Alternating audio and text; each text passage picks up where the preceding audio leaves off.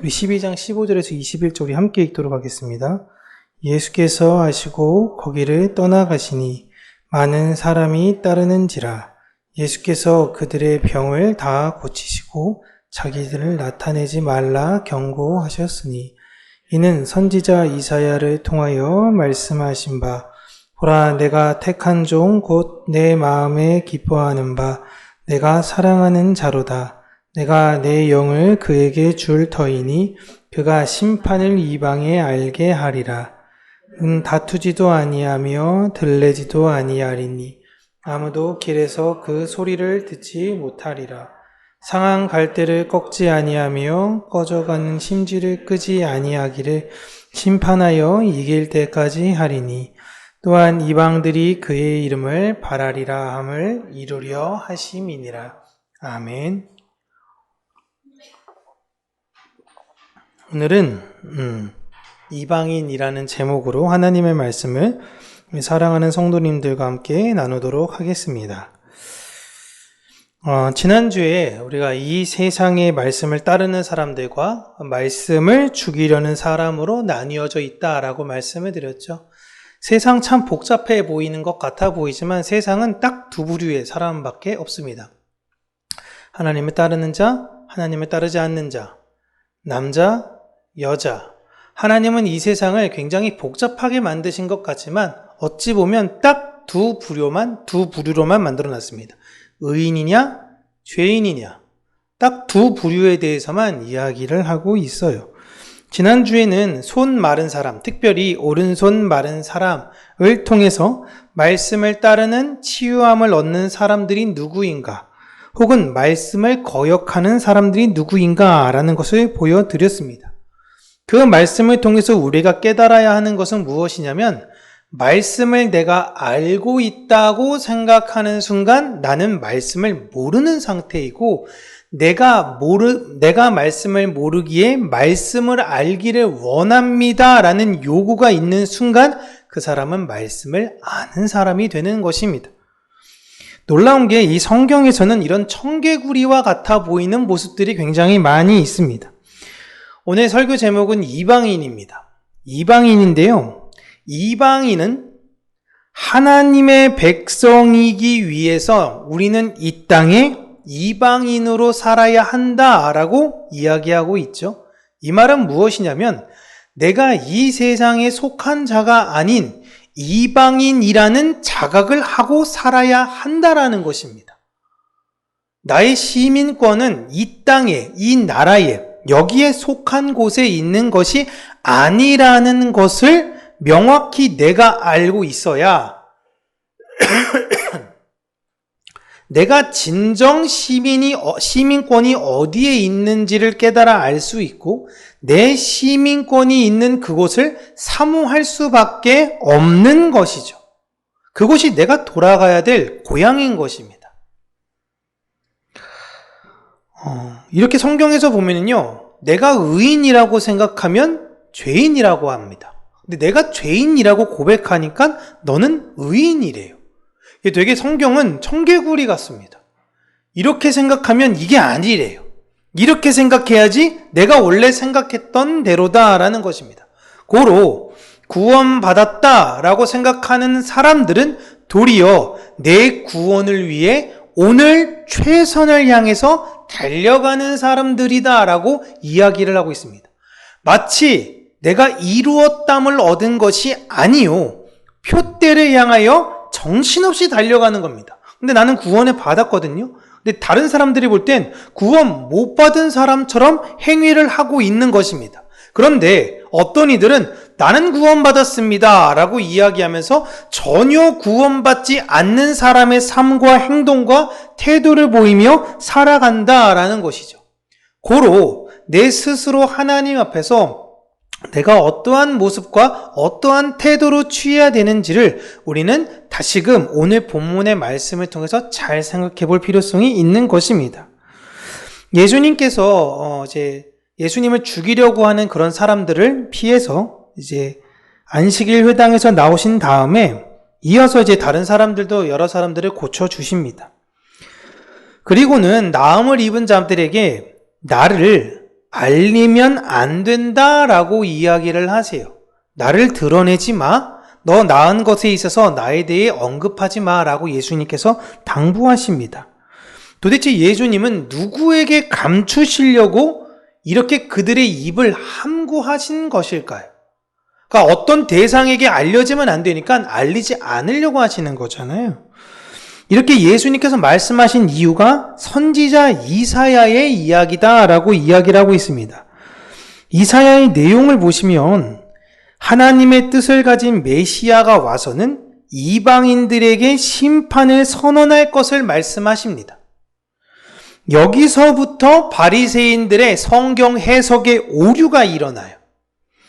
메시아가 오신다면 바리새인들, 율법학자들은 할례받지 못한 이방인들에게 하나님의 영광이 무엇인지 우리의 메시아께서 제대로 보여주실 거야 라고 생각했습니다. 그렇게 마지막 21절 보면요, 이방인들은 그런 메시아의 모습을 보고 메시아 발 앞에 꿇어 엎드려 모든 이들이 하나님이 어떠한 분인지를 알게 할 거다라고 그들은 해석하고 생각을 했어요. 고로 그들이 생각했던 메시아는 어떤 존재여야 되는 거예요? 이방이 볼 때 두려운 존재여야 되는 것입니다. 힘이 강하고 엄청난 능력과 카리스마가 있는 존재가 바로 그들이 볼 때 메시아인 것입니다.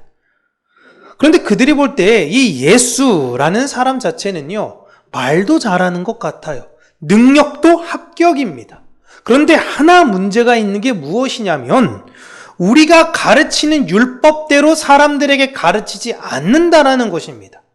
우리의 율법은 우리 스스로 안 것이 아니라 우리의 전통대로 우리가 가르친 것인데 우리의 오랜 전통과 그 역사가 잘못되었다라고 예수님께서 말씀하고 계시는 것이니 당신은 메시아로 적합하지 않는 인물이다라고 그들이 여겨버렸어요. 그들은 이사야의 내용에서 상한 갈대와 꺼져가는 심지, 오늘 20절에 나오죠. 이 대상들이 다른 제국들에 의해 어려움을 겪고 있는 자기들, 이스라엘이라고 생각했습니다.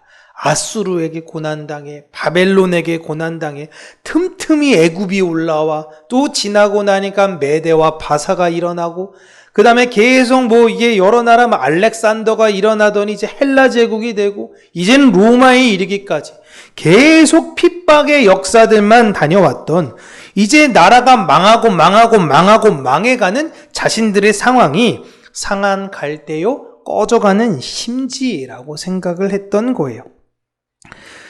그런 우리들을 긍휼히 여겨주셔서 이젠 우리를 지키기 위해 강력한 힘을 가진 이가 그 다른 세력들을 정복하며 우리를 영원히 다스릴 그 메시아가 올 걸 기다리고 소망했던 것입니다.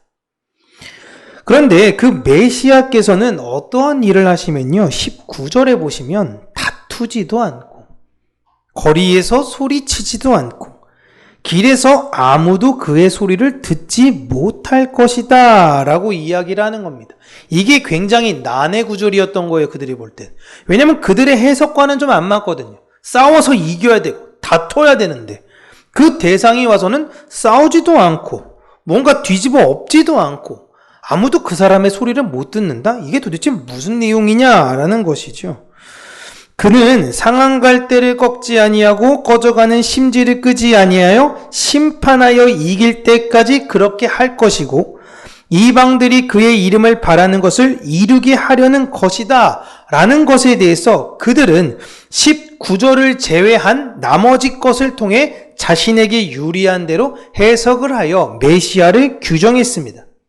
이사야의 내용은 하나님께서 메시아를 보내주시겠다라고 약속을 하셨는데 그 메시아가 누구의 희망이 되는 것이냐?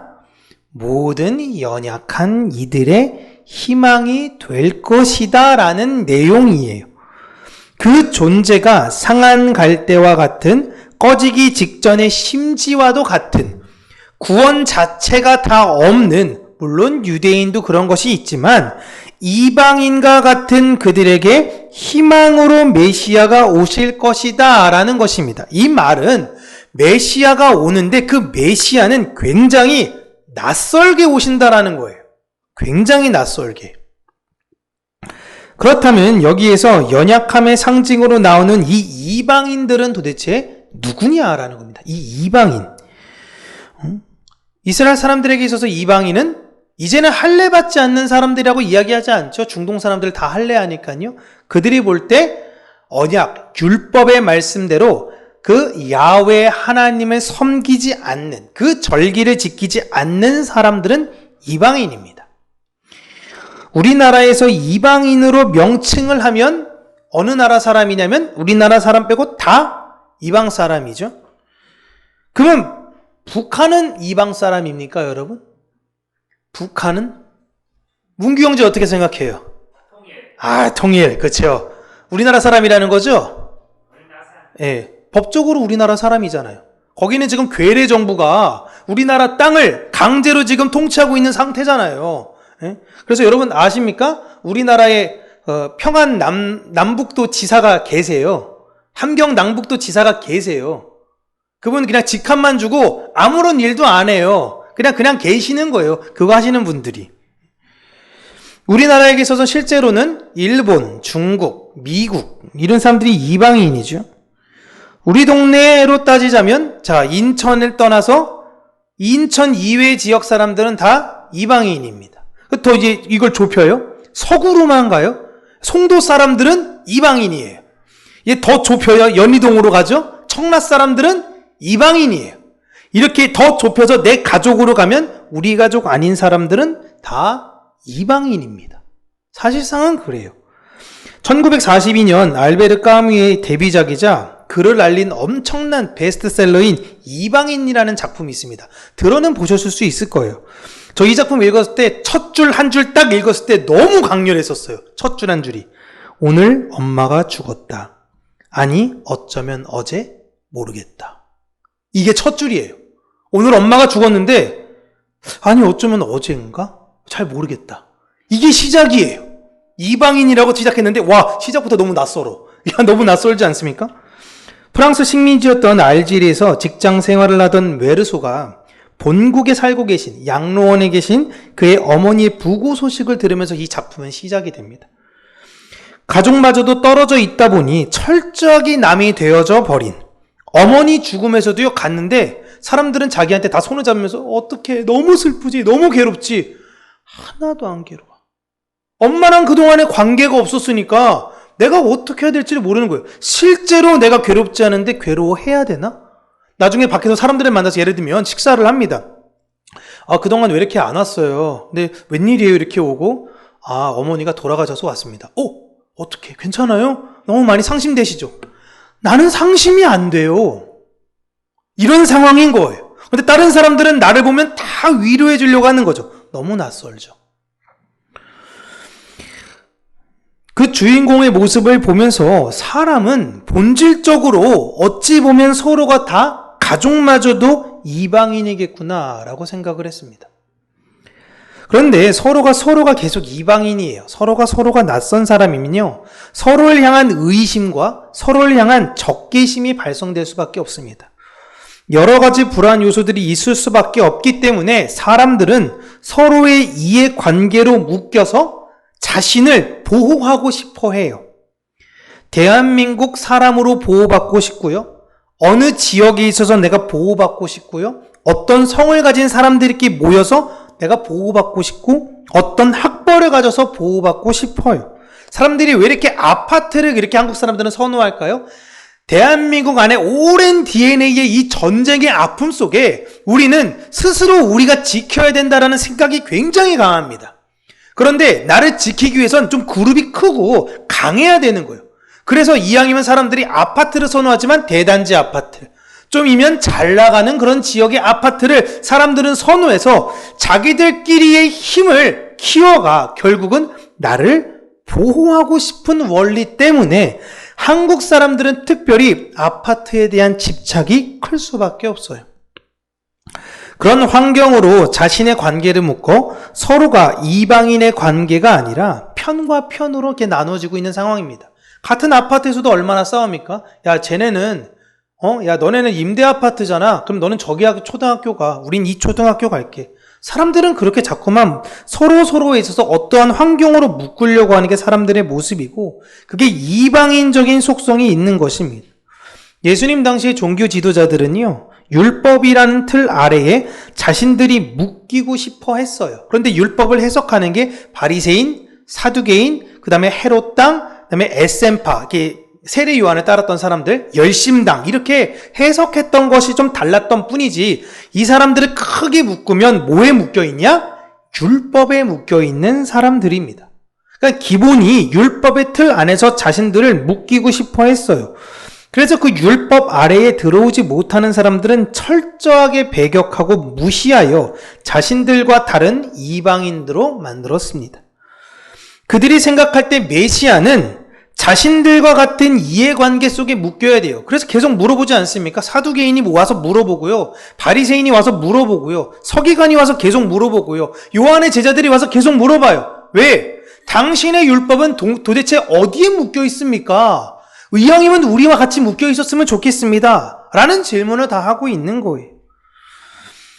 그래서 이 상한 갈대와 같은 이스라엘을 부강한 나라로 만들어서 다른 나라들을 이스라엘 발 아래 두게 하고 싶어 했던 것이 당시 바리새인들, 사두개인들, 이런 사람들의 성경 해석 방법이었습니다. 그들이 생각했던 메시아는 모든 이방인들을 두려워해야 할 나라로 만드는 존재였어만 해요. 그게 그들이 해석했던 메시아입니다. 그런데 예수님은 그런 메시아의 모습을 보여주시는 것이 아니라 그 말씀을 전혀 다른 의미로 해석을 해 주셨습니다. 그들이 생각했던 율법의 틀을 완전히 허물어 버리셨어요. 메시아는 이스라엘을 강하게 만들기 위해 오는 존재가 아니라 연약한 자들에게 위로를 주고 그들을 지키기 위해서 오신 분이다라는 것입니다. 그 연약한 사람이 누구냐? 오른손에 저주가 들린 사람, 율법의 저주인 나병에 걸린 사람, 율법의 저주인 혈루병에 걸린 여자, 율법의 저주에 따른 죽은 사람, 다 그 율법의 저주라고 불리우는 병에 걸린 사람들에게 예수님은 진짜 저주는 그것이 아니라는 것을 그들에게 알려주러 오신 분이다라는 것입니다. 예수님이 지금 이곳에 오신다면 예수님이 이곳에 오시는 이유는 평강교회를 부강하게 만들려고 예수님은 오시는 것이 아니라 여러분 한 분 한 분을 다 찾아가서 여러분을 위로해 주시려는 것이 예수님께서 이 땅에 오신, 지금 오실 목적이다라는 것입니다. 실상 그 병에 걸린 사람들은 부정한 사람이라고 해서 다른 사람들이 이방인처럼 여겼습니다. 버젓이 이스라엘 사람들임에도 불구하고 그들은 이방인처럼 여겼어요. 같은 이스라엘 사람이건 아니건 율법에 의한 부정의 병에 걸렸으니 그들은 이방인과 같은 존재입니다. 그런데 실상 그런 이방인 취급을 받아야 되는 사람들이 누구냐? 진짜 잘못된 이방인이 누구냐? 하나님 나라에서 쫓겨날 이방인이 누구냐? 율법에 눈이 매여 메시아를 알아보지 못하는 자들. 그들이 바로 진짜 저주받은 이방인이다라고 예수님께서 이야기하고 있는 거예요. 그렇게 누구보다 율법을 위해 살았고 지키기 위해서 열심히 노력했던 그들인데 그들은 정작 눈앞에서 메시아를 놓치고 있는 것입니다. 그리고 구원은 자신들을 무시했던 이방인들이 받게 되는 모습을 보여주고 있는 거예요. 이걸 예수님께서 처음 된 자가 나중되고 나중된 자가 처음 된다라는 말씀을 하셨습니다. 이게 우리가 들 땐 그냥 1등이 꼴등되고 꼴등이 1등 되네? 어쨌든 다 구원받는 건가? 이렇게 생각되는데요. 그게 아니에요. 다 내가 초대받은 줄 알고 그 자리에 들어갔는데 내가 초대받은 줄 알고 들어갔는데 당신 아닙니다. 나가세요. 이런 거예요. 그런데 저 뒤에서 난 초대받지 못했다고 가만히 있는 사람들은 주인이 찾아가서 그 사람을 모시고 안으로 들어간다라는 의미입니다. 이건 너무 충격적이었던 거예요. 바리새인들에게 너희들 구원받았다고 생각하지. 너희들이 가장 앞에 있다고 생각하지. 너희들은 그 집에 못 들어갈 거야. 이러니까 이들이 화가 납니까? 안 납니까? 난 구원받은 백성인데 어디 시골 촌뜨기가 나사렛이 어디 있는지도 모르겠는데 촌뜨기가 와가지고 우리들을 온갖 비난하고 있으니 그래서 죽이려고 했던 거예요. 사람들은 그러한 예수님의 말씀을 듣고 나면은 빨리 자신을 수정해야 되는데 여러분 그게 그렇게 되지 않습니다. 내가 갖고 있는 지식이 많고요. 내가 가지고 있는 경험이 많으면 어디서 좀 약간 잘 모르는 출신도 그렇고 신분도 이런 사람이 이야기하면요. 사람은 잘 귀담아 듣지 않아요. 그래서 이들은 예수님을 거짓 선지자라고 여깁니다. 사탄의 하수라고 선동을 합니다. 그들에게 예수님은 부정한 사람이고 그들에게 예수님은 율법 외에 있는 이방인이었습니다. 그런데 그들이 자신을 이방인 취급을 하건 뭘 어쩌건 예수님은 연약한 사람들을 찾아가셔서 그들을 위로하고 그들을 치료해 주십니다. 그래서 예수님께서는 그들을 치료해 주시면서 그들에게 누구에게 나를 알리지 마라 라고 이야기하냐면 영적 이방인인 그들에게 알리지 마. 너희들이 얘기한다고 해서 그 사람들이 알아듣지를 못해. 그러니 너희들 그 사람들한테 굳이 전하고 애쓰고 그렇게 살려고 하지 마 라고 예수님께서 이야기해 주시는 것입니다. 지금도 예수님께 찾아가는 존재들은 여러분 어떤 사람들일까요? 예수님을 찾아가는 사람들. 나는 좀 완벽한 존재야. 나 정도면 좀 신앙생활에 있어서 준수하지. 이런 사람들은 메시아를 알아볼 수 없을 수 있다는 것입니다. 이게 진짜 무서운 거예요. 19절에서 나오는 것과 같이 내 생각대로 왜 하나님이 움직이지 않느냐고 항변하고 나를 주장하려고 할 때에 그분은 자신의 사역을 설명하거나 설득하지 않으십니다. 내가 이런 사역을 하는 이유는 이래서 그래. 그러지 않아요. 그저 이 세상의 사망에 짓눌려 마음의 불안함과 염려 속에 살아가는 그들을 찾아가셔서 너를 그 어려움에서 구할 네가 나인 줄을 너 믿니? 네 모든 문제의 해결과 그 두려움에 있어서 내가 너를 구원해 줄 자라는 걸 너는 믿니? 예, 주님, 오직 주님만이 나를 해결하실 수 있습니다. 너의 믿음대로 나음을 입을지어다. 예수님의 마음이었어요. 아까도 우리 영탁이가 와가지고 저랑 이렇게 저렇게 자신의 미래를 이렇게 놓고 많이 고민을 하더라고요. 어떻게 살아야 될지, 무엇을 하면서 살아야 될지 고민입니다. 진짜 해줄 수 있는 말이 기도해. 그게 진짜 정답이거든요. 막 멋쩍게 웃어요. 기도를 안 하니까 그렇지. 기도를 해. 근데 기도를 하면 뭐 다른 무슨 방법이 생기나요? 그럼 고민을 하면 방법이 생기냐? 왜 이런 거예요? 기도에 대한 하나님의 능력을 알지 못하니 내가 어떠한 병에 걸려있든지 예수 그리스도께 나갈 수 있는 마음의 여유가 없는 거예요.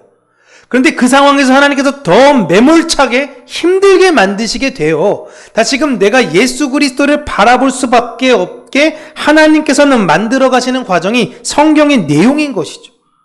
그런 자들을 하나님은 자신의 백성으로 삼아서 그들을 치유하시고 그들을 위로하시며 그들을 이 세상 끝까지 지키고 보호하실 거라고 약속하신 내용이 바로 이사야서의 내용이고 오늘 예수님은 그 말씀을 이루러 오신 분이다 라고 이야기를 하고 계십니다. 메시아는 어떤 존재인가? 연약하고 약한 사람들에게 위로와 평안을 가져다 주는 존재인 거예요. 그 말은 제가 서두에 이야기했듯이 내가 연약하고 약해서 위로와 평안이 필요하다라는 인식이 있어야 되는 거예요. 그런데 내 머릿속에 내가 바라는 평안이 뭐예요? 돈. 내가 바라는 목적이 뭐예요? 돈. 그 틈으로는 예수 그리스도의 평안은 나에게 있어서는 평안이 아니고 예수 그리스도가 줄 수 있는 위로는 나에게 위로가 아닌 것입니다. 그 뒤로 메시지가 중요한데 이제 메시아는 누구에게 소망이 되겠냐면요. 이방인들에게 소망이 될 것이다 라고 이야기를 하고 있는 거예요.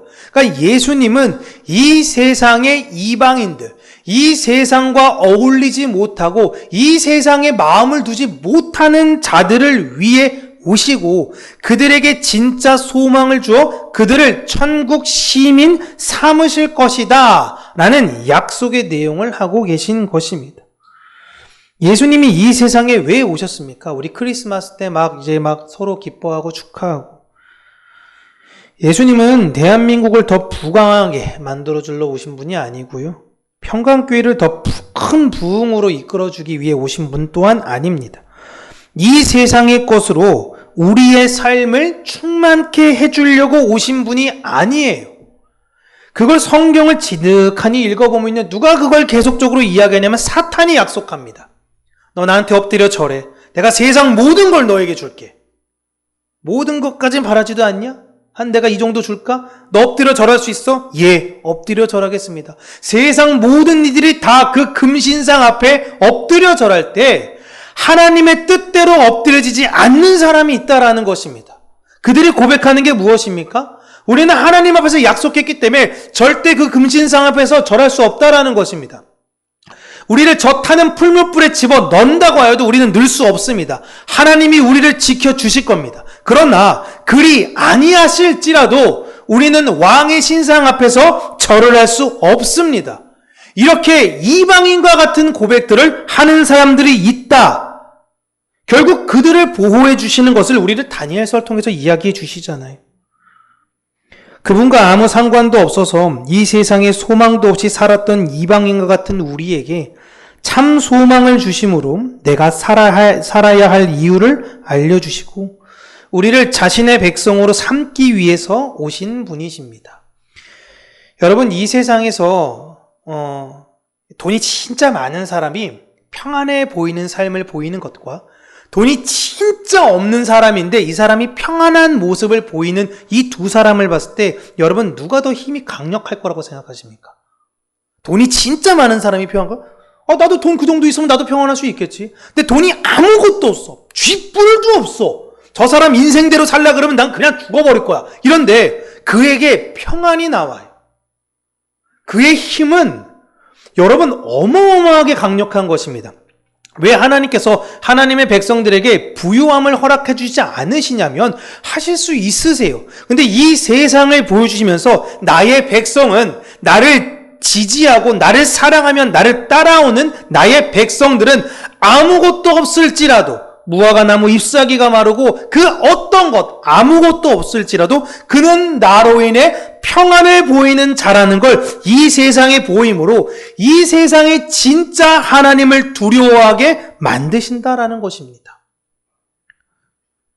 그렇게 우리가 여러분 이 세상에 원래 속한 자였다가 이 세상에 속한 자에서 떨어져 이 세상에서는 이방인이 되었지만 하나님 나라의 시민으로 바뀌게 된 것입니다. 그렇다면 이제 거듭난 교회, 우리들은 어떠한 역할을 이 세상에 해야 될까요? 또 다른 이방인들에게 그 복음을 전하는 일을 하는 것입니다. 복음을 열심히 전하지만 스스로 이방인이라고 생각하지 않는 자들은 그 소리에 대해서 무심할 수밖에 없어요. 관심도 없습니다. 그러나 우리의 외치는 소리가 빈들에서 외치는 소리와 같을지라도 광야에서 아무도 안 든 것 같아 보일지 모르겠지만 소망이 없는 그 이방인에게 그 소식이 전해집니다. 시편 19편의 내용과 같이 날은 날에게 전하고 밤은 밤에게 그 지식을 전하니 언어가 없고 소리가 없습니다. 그 소리가 온 세계에 퍼져가듯 우리가 소리를 치는 것이 아무도 안 듣는 것 같아 보일지 모르겠지만 반드시 하나님께서 부르시고자 하는 그 이방인에게 미치게 되어 그로 하여금 다시금 예수 그리스도가 누구신지 알게 되고 그를 하나님의 자녀로 삼으시게 되는 계기로 만드신다라는 겁니다.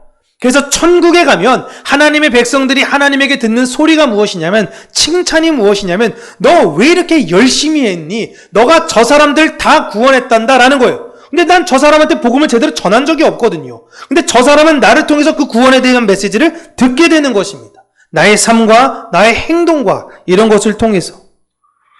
그렇게 우리가 이 땅에서 메시아적 소명을 이어받은 사람들로 우리가 이 땅의 희망인 사람들입니다. 그래서 저는 우리 평강교회가 그 놀라운 능력들을 이 인천과 그리고 이 나라와 전 세계 열방까지 이 영향력을 드러내는 교회가 되어지기를 바랍니다. 그 영향력에 있어서는 우리 교회를 자랑하는 것이 아니라 그 어떤 대상들을 자랑하는 것이 아니라 우리를 구원하신 예수 그리스도의 그 은혜와 영광만이 드러나기를 원하고 우리는 하나님께서 주신 그 소명대로 이름도 없이 빛도 없이 그 역할을 잘 감당하는 교회가 되었으면 좋겠습니다. 바울이 에베소 교회에게 이런 말씀을 전했습니다. 너희가 전에는 어둠이더니 이제는 주 안에서 빛이라. 이젠 여러분 우리는 주님에서 빛이에요. 빛의 자녀처럼 행하십시오. 그렇게 빛의 자녀처럼 이 땅의 이방인으로 하나님 나라의 시민으로 당당히 살아가며 평안을 전해주는 그 복음을 전하는 아름다운 발을 가진 저와 여러분 우리 평강교회 모든 분들이 되기를 주님의 이름으로 축복합니다. 기도하겠습니다. 살아계신 하나님 아버지, 하나님의 은혜와 사랑에 우리가 날마다 감사를 드리며 그 사랑 안에서 반응하는 자로 살기를 간절히 간구하고 소원합니다. 이 땅을 우리가 살아갈 때에 이 땅에 속하기 위해서 애쓰고 노력하며 분투하는 것이 아니라 우리가 이 땅의 이방인이지만 참된 평화를 이 세상 가운데 전해주는 하늘의 백성으로 살게 하여 주시고 먼저 우리 안에 그 담대함을 허락하여 주시기를 간절히 간구하고 소원합니다. 내 안에 이 세상에 자꾸만 달콤한 이야기로 속삭이는 누룩과 같은 사탄들을 하나님 제거하여 주시고 오직 예수 그리스도의 그 양식만을 먹는 우리 평강교회 모든 성도들이 되어 하나님의 은혜와 사랑 안에서 그 평화가 무엇인지 참된 복음이 무엇인지를 증거하며 전하는 주의 빛의 사자로 살아가는 우리 모든 성도님들이 될 수 있도록 은혜 허락하여 주시옵소서. 예수님 이름으로 기도합니다. 아멘.